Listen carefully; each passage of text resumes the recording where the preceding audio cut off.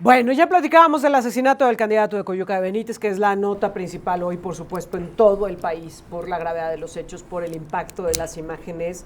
Y todos nos preguntábamos, ¿y la gobernadora de Guerrero? ¿Qué iba a decir al respecto? Bueno, pues horas después de que se da este hecho, publica en su cuenta de X este post en donde condena de manera enérgica los lamentables hechos en los que perdiera la vida el candidato a la presidencia municipal de Coyuca de Benítez por la coalición PRI-PAN-PRD, Alfredo Cabrera Barrientos. Señala que para esclarecer este cobarde crimen y garantizar la no impunidad, ha solicitado a la Fiscalía General del Estado de Guerrero hacer la investigación pertinente para aplicar todo el peso de la ley a él o los responsables del delito. A la familia, amigos y simpatizantes les expreso respetuosamente mis más sinceras condolencias. Es lo que dice esta publicación de Evelyn Salgado, gobernadora de Guerrero. Algo que hay que decir es que por lo menos salió más rápido que cuando el huracán, ¿no? Había un destrozo tremendo, una gran incertidumbre y no aparecía la gobernadora. Aquí por lo menos aparece. Licenciado Jorge Chazal, ¿cómo estás? Muy buenos días. ¿Qué tal? Buenos días. ¿Qué podemos decir de esta realidad, de lo que está sucediendo en este país? Porque el presidente dice que no, que es una exageración de los medios de comunicación, pero ahí está la realidad de este México. Pensé que querías que dijéramos algo de la gobernadora de Guerrero. También, por favor. No, a ver, el tema de lo que vimos en ese video, estos hechos del candidato de Coyuca de Benítez, pues no es más que la síntesis de un sexenio, porque ni siquiera es de un proceso electoral, es la síntesis de un sexenio en el cual se dejó que la delincuencia tomara el control del territorio nacional. Digo, ustedes en este espacio ocasionalmente dialogan con Luis Carlos Ugalde. Sí. Luis Carlos Ugalde ha hecho estudios muy puntuales a través de Integralia justamente de esto, de lo que ha sido cómo el crimen organizado ha llegado a posicionarse en el territorio nacional con un control absoluto de carácter territorial. Y esto no es más que eso. Los estudios que ha hecho Luis Carlos y algunas otras voces lo que dicen es, se ha posicionado en donde, en los municipios, es decir, ha buscado el control de los municipios, o ha buscado entrar al control de los municipios, ya sea oponiendo candidatos, o matando candidatos, o intimidando a la población. Y esto es consecuencia, decía yo, del sexenio en donde se cambió a una política de seguridad, en donde supuestamente están atacando las causas. Me parece que ha sido una política fallida, porque permitió que aquellos muchachos maleducados a los cuales ya no les iba a afectar esto de que estuvieran educados desde chiquitos, porque ya estaban grandecitos, pues han tomado el control y han hecho lo que han querido con el tema de la seguridad pública. La policía y el ejército relegados por mando de sus superiores a meros espectadores, y donde vemos además que la política falla porque curiosamente decía el señor López que iban a atacar las causas y que entonces iban a formar bien a los niños para que crecieran muy bien, y hemos visto que han ejecutado niños por participar en el tema del crimen organizado. O niños por defenderse, ¿no? Nunca se nos va a olvidar esta el de Dante escena Emiliano. de un niño suplicando por su vida, gritando desesperado, no me quiero morir, y que se muere en medio de un ataque de delincuentes, pues, y además también en medio de la ineficiencia de un sistema de salud que no tuvo las condiciones para poder atenderlo, que esa imagen no se nos olvide. Ahora, de Evelyn Salgado, ¿qué hay que decir de esta gobernadora a quien Guerrero se le ha ido de las manos? Lo que pasa es que nunca lo ha tenido. A ver, recordemos cómo es que ella llega a la gubernatura. El candidato natural del partido presidencial era su papá, Félix Salgado Macedonio, senador ahora. Que era senador, incluso iba a hacer su transición a la gubernatura de Guerrero. Tuvo por ahí un problema de una acusación que le formularon y entonces no pudo tener la candidatura, y entonces aparece su hija, y realmente su hija lo único que ha hecho es esquivar las situaciones complicadas, como el caso del huracán. Ahora salió a dar este mensaje, pero yo esas palabras de y se harán las investigaciones pertinentes para que se aplique todo el peso de la ley, las he venido oyendo de todos los políticos, claro, de todos los partidos, en todos los lugares, y nunca sirven para absolutamente nada. Pero una cosa a mencionar, licenciado, compañeros, le ha tocado 3 momentos de los que más han impactado al país. Por un lado, el huracán Otis hace 8 meses, por el otro el de la niña que secuestran en la zona de Taxco y que linchan a la madre con su hijo, que eran los presuntos responsables del asunto, y ahora ¿no? Un candidato que le asesinan en Coyuca de Benítez, de la oposición, licenciado. Así es, y que ella simplemente ha eludido sus responsabilidades en esto. Recordemos que en el caso del huracán creo que ni en Guerrero estaba. Y bueno, para que saliera a dar por lo menos alguna información, alguna declaración, pasaron no horas, días. Ahora, en medio de esta situación, ¿cómo se encuentra en nuestro país? Es que yo de verdad no acabo de entender, y lo decía antes de la pausa, cómo el presidente voltea y le dice, cuando los mayores ataques han sido en contra de candidatos de su partido, candidatos y candidatas, como voltea y les dice, no, hombre, es cosa de los medios de comunicación, aquí no pasa nada, ¿no? Pero a ver, ¿qué es lo que esto refleja de este país en el que nos encontramos en esta realidad que ya decías, donde pues la estrategia de seguridad ha sido fallida, y con la cercanía de una jornada electoral que se espera que sea una de las más participativas que hemos tenido en la historia reciente de México? Que podemos esperar de esta jornada y cómo tendría que estarse trabajando para blindarla y para que realmente los ciudadanos podamos salir en paz y en tranquilidad a votar? Mira, de que vamos a poder votar en paz y tranquilidad, por lo menos en las ciudades, podríamos decir que en términos generales, sí. Que puedan salir en municipios, a lo largo y ancho del país, sobre todo en zonas rurales, ese tipo de lugares, va a ser muy complicado. ¿Qué es lo que ha sucedido? Yo hablaba del posicionamiento del crimen organizado en el territorio nacional, y entonces vamos a ver el día de la elección, por un lado, intimidación del crimen organizado para que electores no salgan. Recordemos que ya ha habido eventos en donde el día de la elección andan camionetas recorriendo las calles de rancherías y de pueblos con gente armada, y entonces la gente no se atreve a salir. O vamos a ver movilizaciones de electores hechas por el propio crimen organizado para que vayan a votar por tal o cual candidato. ¿Qué riesgos adicionales ves en el día de la jornada, no solo en el tema de la seguridad, sino de todo lo que pueda suceder? ¿Qué riesgos ves, vislumbras en este proceso? Bueno, mira, pensando en el día de la jornada, yo creo que ese va a ser uno de los problemas en esas zonas.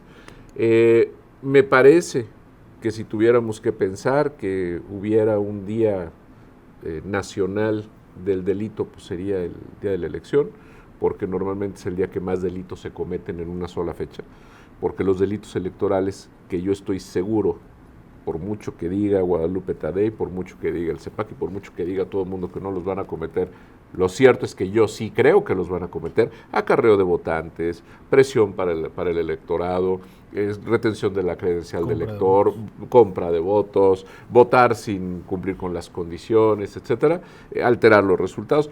Vamos a ver a lo largo y ancho del país este tipo de cosas. ¿Qué tiene que hacer la autoridad? La autoridad tiene que tener mano firme para poderlo controlar. Tendría que haber una fuerza disuasora. Y al decir fuerza disuasora me refiero al ejército mexicano, a la policía, a la Guardia Nacional y a las policías estatales, disuadiendo justamente que se vaya a dar todo este escenario, sobre todo en estas zonas donde el crimen organizado se ha hecho propietario de sus territorios. Quiero dar un paso atrás para que nos ayudes a entender primero qué es un delito electoral, y cuando hablas de esta inhibición, ¿cómo podría darse?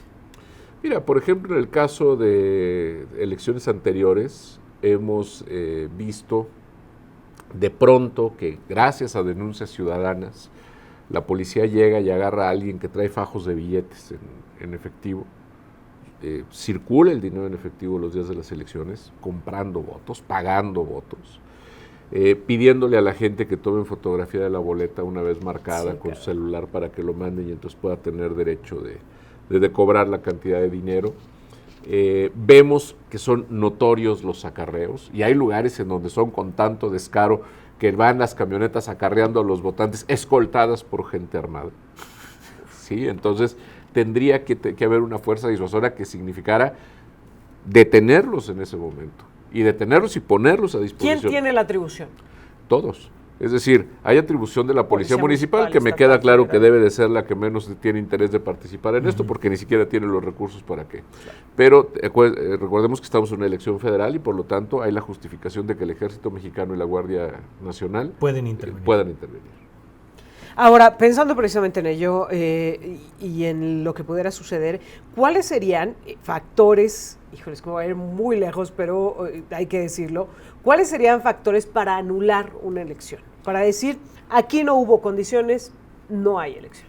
Mira, para poder anular una elección tienes que demostrar que las irregularidades en el cómputo, en la emisión de voto, en la instalación de las casillas, etcétera, cumplen con un porcentaje determinado dependiendo de cuál es el tipo de falla que se tiene que dar, que además genere un resultado determinante en la elección.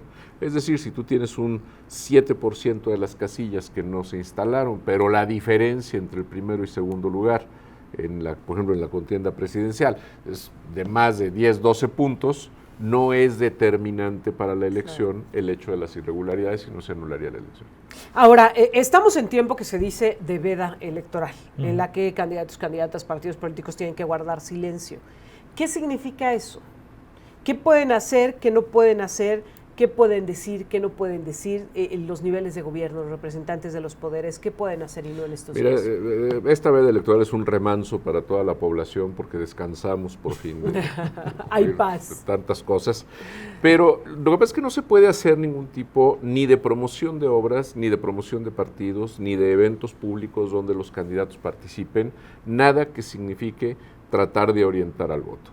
Cosa que no sirve absolutamente de nada, insisto, porque si el voto se paga, porque si ya hay programas asistenciales entregados con una promesa a cambio del voto, etcétera, pues de nada sirve que durante 3 días los candidatos no hagan campaña. Es más, de hecho, me parece difícil que las campañas, por lo menos las que vimos este año, hayan convencido a alguien de votar por Pero nadie. sí tendría Yo creo que sentido traían ya... llegar al 2 de junio con campañas. No lo tiene, pero tampoco, a lo que me refiero es que no son determinantes las campañas. O sea, es decir, yo te puedo asegurar que quien va a votar por tal o cual candidata o candidato para la presidencia de la República, por ejemplo, es una decisión que está tomada por muchos otros factores y no porque se haya sentado frente al televisor y haya dicho, mira, me gusta su manera de pensar, creo que tiene... Decían los anuncios del INE que sí, que la gente se iba a sentar frente a la tele, incluso a monitorear a los medios de comunicación para ver qué estaban diciendo. Que los cierres dijeron mucho, ¿eh? Sí. Los cierres de campaña. Y no podemos decirlo porque estamos en este tiempo. Sí, ya lo vamos sé, a hacer una pausa, pero vamos a estar de regreso para seguir platicando con el licenciado Jorge Chezal, precisamente de, ¿se ha logrado motivar al electorado por parte de los candidatos, las candidatas? ¿Qué es lo que podemos esperar en cuanto a la participación ciudadana? De esto y más regresamos para seguir platicando con el licenciado Jorge Chezal. Enseguida volvemos.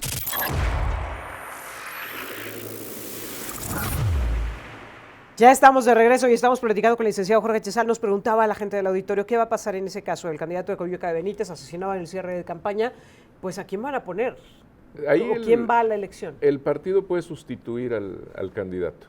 Es decir, ahí todavía hay esa posibilidad y por esa situación tiene la posibilidad de sustituir al candidato en ese momento. Qué situación y qué escenario más duro. Ahora, ¿qué podemos esperar de esta jornada electoral, licenciado?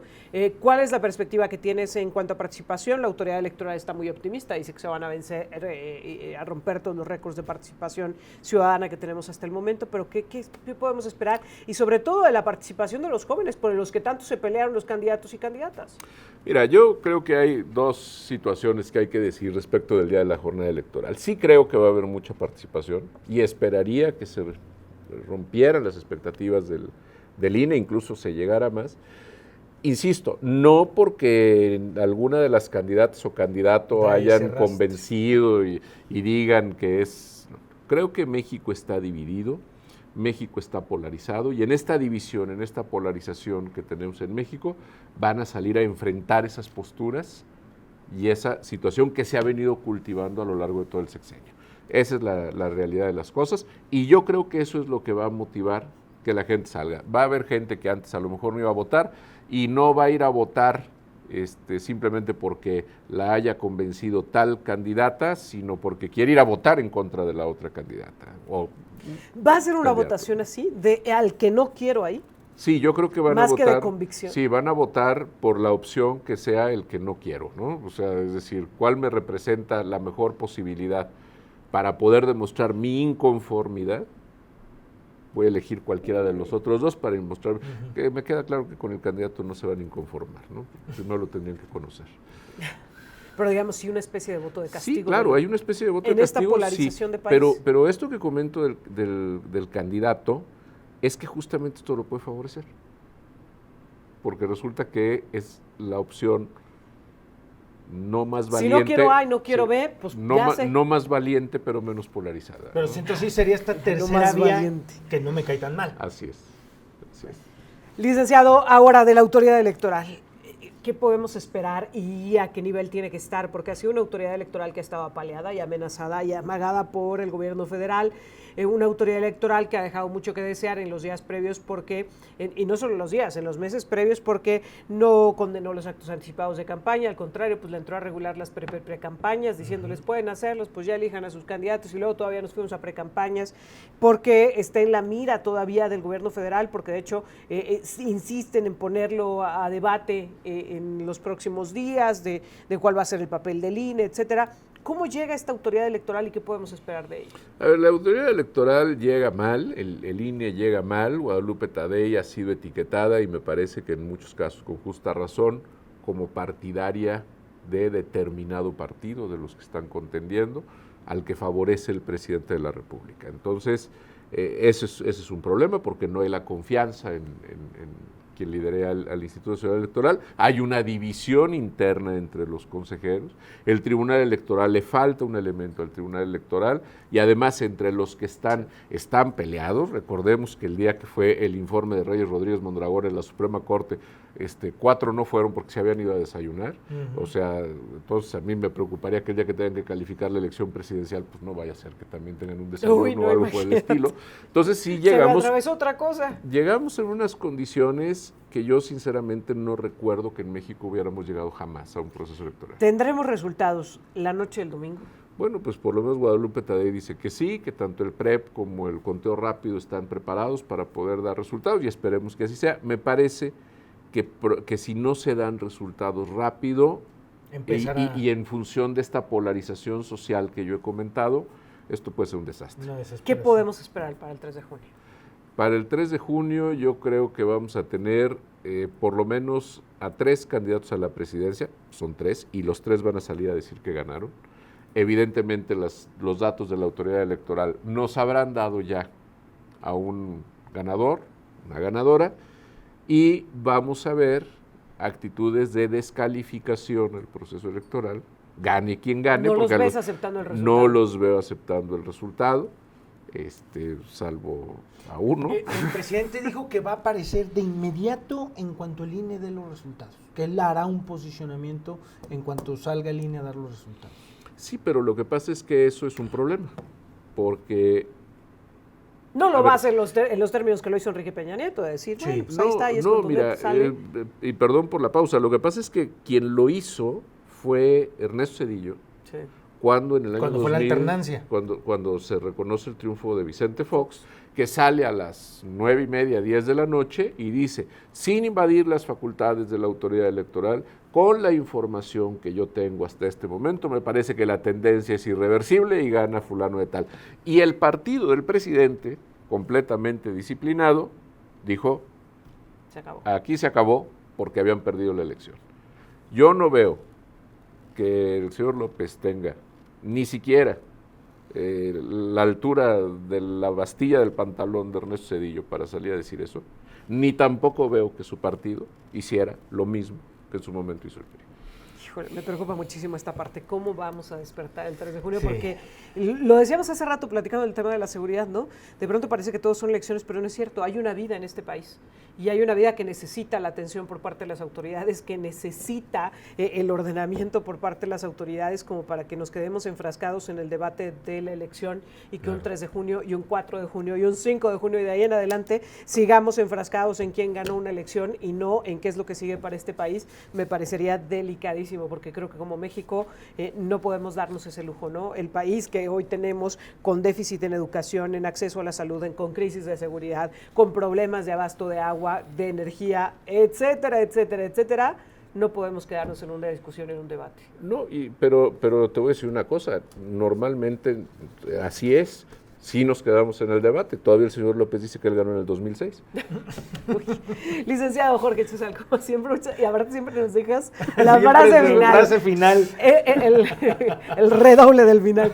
Gracias, licenciado. Gracias. Gracias.